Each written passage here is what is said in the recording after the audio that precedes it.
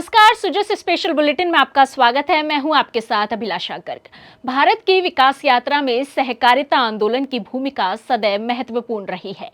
यह आंदोलन न केवल ग्रामीण अर्थव्यवस्था को सशक्त बनाता है, बल्कि समाज में एकता, आत्मनिर्भरता और सामूहिक प्रगति का संदेश भी देता है। इस विचार को मद्देनजर रखते हुए मुख्यमंत्री श्री भजनलाल शर्मा ने 2 अक्टूबर को गांधी जयंती के अवसर पर कॉन्स्टिट्यूशन क्लब में सहकार सदस्यता अभियान का शुभारंभ किया।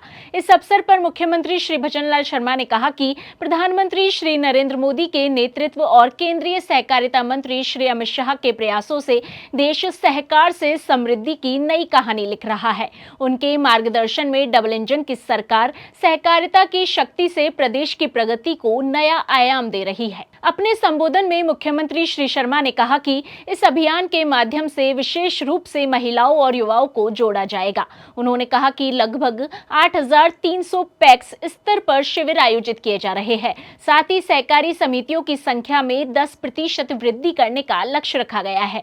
उन्होंने कहा कि पैक्स विहीन 2,158 ग्राम पंचायतों में नवीन पैक्स और जिन ग्राम सेवा सहकारी समितियों के पास गोदाम बनाने के लिए भूमि नहीं है, उन्हें भूमि आवंटन का कार्य किया जाएगा।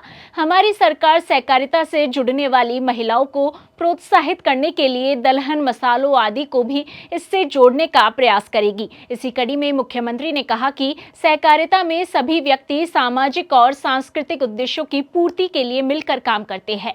यह गरीब और मध्यम वर्ग के लोगों को आर्थिक सुरक्षा प्रदान करती है। सहकारिता के माध्यम से राजस्थान का गांव-गांव और जन-जन सशक्त हो रहा है। देश सहकार से समृद्धि की जो नई कहानी लिख रहा है, उसका श्रेय देश के यशस्वी प्रधानमंत्री नरेंद्र मोदी जी और केंद्रीय सहकारिता मंत्री श्री अमित शाह जी को जाता है। माननीय प्रधानमंत्री मोदी जी ने जुलाई 2021 में सहकारिता मंत्रालय बनाया। उनके मार्गदर्शन में प्रदेश में हमारी सरकार भी सहकारिता की शक्ति से प्रदेश की प्रगति को नया आयाम प्रदान कर रही है। सहकारिता के माध्यम से राजस्थान का गांव-गांव और जन-जन सशक्त हो रहा है। भाइयों बहनों, सहकारिता से समृद्धि का जो संकल्प है वो अपने आप में निराला है। सहकारिता गरीब और मध्यम वर्ग के लोगों को आर्थिक सुरक्षा प्रदान करता है। सहकारिता में व्यक्ति सामाजिक और सांस्कृतिक उद्देश्यों की पूर्ति के लिए मिलकर काम करता है। सहकारी संस्थाएं लोकतंत्र सिद्धांतों पर आधारित होती हैं, जहां प्रत्येक सदस्य को के समान अधिकार और जिम्मेदारियां मिलती हैं। इसके लिए हम अधिक से अधिक लोगों को सहकारिता से जोड़ने के लिए सहकार सदस्यता अभियान चला रहे हैं।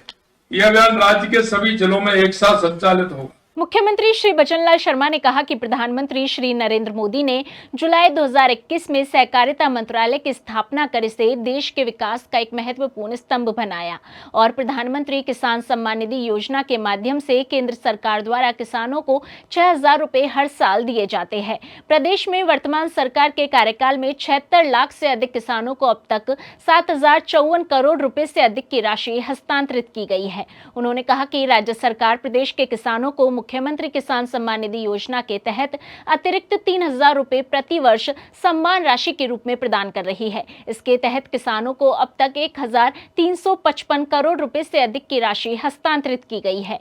मुख्यमंत्री ने कहा कि केंद्रीय गृह एवं सहकारिता मंत्री श्री अमित शाह ने सहकार से समृद्धि के मंत्र को धरातल पर उतारने के लिए अनेक क्रांतिकारी कदम उठाए हैं।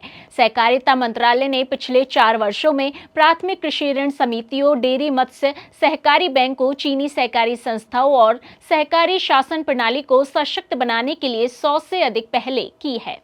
इस अभियान में 5 विभागीय गतिविधियां प्रमुख रूप से आयोजित की जा रही हैं। हमारा विशेष ध्यान युवाओं और महिलाओं को सहकारी समितियों से जोड़ना पर है, क्योंकि हम जानते हैं कि जब तक हमारी युवा शक्ति और महिला शक्ति सहकारिता आंदोलन से नहीं जुड़ेगी, तब तक सहकार से समृद्धि का विजन साकार नहीं हो सकता। हमने सहकारी समितियों की संख्या 10% वृद्धि करने का लक्ष्य रखा। हमने 2,158 ऐसी ग्राम सेवा सहकारी ग्राम पंचायत हैं जो अब तक पैक्स विहीन है, उनमें भी नवीन पैक्स का गठन का लक्ष्य हमने रखा है।